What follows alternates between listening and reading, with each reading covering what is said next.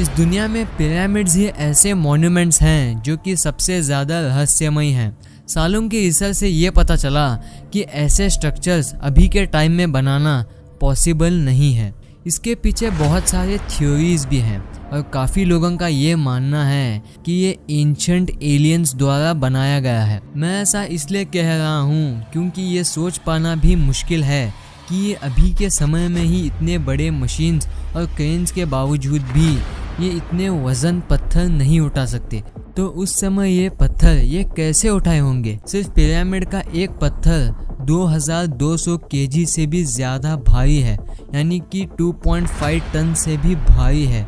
इसलिए लोगों का ये मानना है कि उनके पास उस समय ऐसे मशीनरीज आ गए थे जो उनका काम और भी आसान बना दिया। इन सभी पिरामिड्स में से खुफू पिरामिड ही एक ऐसा पिरामिड है जो कि इंसानों द्वारा बनाया गया सबसे लंबा पिरामिड है, जो कि 3800 साल से भी ज़्यादा वक्त तक ये खड़ा हुआ है। सिर्फ इतना ही नहीं, ये एक पिरामिड 2.3 मिलियन पत्थरों से बना हुआ है और ये इतना एग्जैक्ट बना हुआ है कि ये इंसान के बाल भी इसके अंदर नहीं जा सकते। असल में ये पिरामिड चूना पत्थर से कवर किया गया था और सूरज की रोशनी जब इस पर पड़ती थी तब वो चमकने लगता था। चमक इतनी तेज थी कि ये चांद पर से भी देखी जा सकती थी। पर अफसोस की बात तो यह है कि ये भूकंप के चलते जो कि 14वीं सेंचुरी में आया था, इसकी वजह से लाइट अब नहीं रही।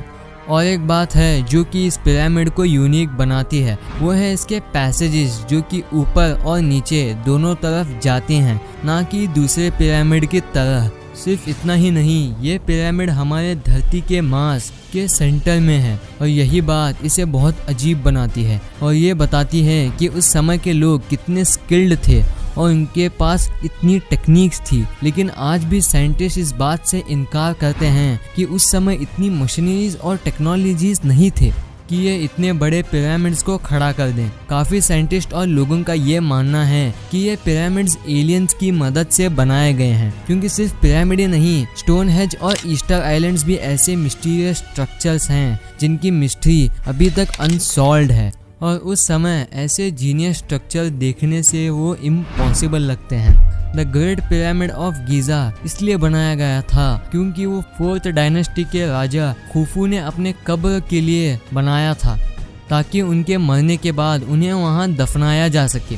गीज़ा का दूसरा पिरामिड राजा खुफू के बेटे खाफरे के लिए बनवाया गया था और इसलिए इसे पिरामिड ऑफ खाफरे भी कहा जाता है। और इसके सामने जो स्टैचू है उसे स्फिंक्स भी कहा जाता है। स्फिंक्स को ऐसा खड़ा किया गया है मानो कि ये पिरामिड की पहरेदारी कर रहा हो और ये पिरामिड ऐसा बनाया गया है कि बाहर के टेम्परेचर जितना भी गर्म हो, पिरामिड के अंदर का टेम्परेचर 20 डिग्री सेल्सियस का ही रहता है।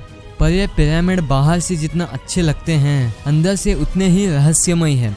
इसके अंदर बहुत सारे टनल्स और चैम्बर्स मौजूद हैं और ज़्यादातर उसमें से अनएक्सप्लोर्ड हैं। साइंटिस्ट का ये मानना है कि गीज़ा का एक ही पिरामिड बनाने के लिए 50 lakh ton limestone, 8000 ton granite और 5 लाख टन मोर्टर्स का इस्तेमाल किया गया था।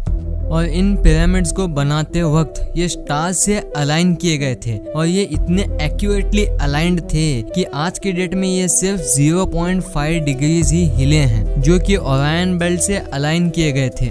अगर आप पिरामिड के लोकेशन का कोऑर्डिनेट लेके उसे मीटर्स में कन्वर्ट किया जाए और लाइट का जो स्पीड होती है उसे मीटर्स में कन्वर्ट किया जाए तो वो एग्जैक्ट सेम नंबर आएगा जितना पिरामिड का मेजरमेंट है। शायद एंशिएंट सिविलाइजेशन के लोग ऐसे सुराग छोड़े हैं कि मानो वो चाहते हैं कि हमें ये पता चले कि हमें वो कुछ कहना चाह रहे हैं। कुछ थियरिस्ट ये कहते हैं कि वो एंशिएंट सिविलाइजेशन के लोग स्टार्स को देखकर ही वो नॉर्थ और साउथ पोल का जायजा ले सकते थे। और 2013 में आर्कियोलॉजिस्ट को इजिप्शियन डेजर्ट की वादी अल जफ में 4500 साल पुराना पेपरस मिला, जो कि हियराटिक में लिखा हुआ है। पेपरस इजिप्ट में पाया जाने वाला पौधा है। पहले इसे कागज जैसा मटेरियल बनता था और लिखने के लिए भी इसका ही इस्तेमाल किया जाता था। इसे दुनिया का सबसे पुराना पेपरस भी कहा जाता है और 4500 साल पहले इसे लिखा गया था। जब राजा वहां राज करते थे। इस पर लिखा ये दर्शाता है लाखों टन लाइमस्टोन को तोरा से लेकर गीजा पहुंचाया।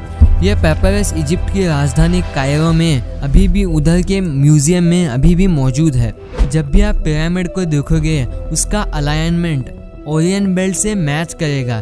ये कैसे मैच हुआ और ये कैसे हुआ, ये अभी भी बहुत बड़ी मिस्ट्री है। उस समय इतनी टेक्नोलॉजीज भी नहीं थे जहां ऐसे अलाइनमेंट का आसानी से पता किया जा सके। और पिरामिड्स में आपको क्या लगता है वहाँ ममीज रखे होंगे, है ना? लेकिन आप गलत हो। अगर आप जाके देखेंगे तो वहाँ एक भी ममी नहीं रखी होगी। ऐसे बहुत सारे प्रूफ्स हैं जिससे ये पता चलता है कि कहीं ना कहीं एंशिएंट एलियंस और पिरामिड्स में कुछ ना कुछ संबंध मौजूद हैं।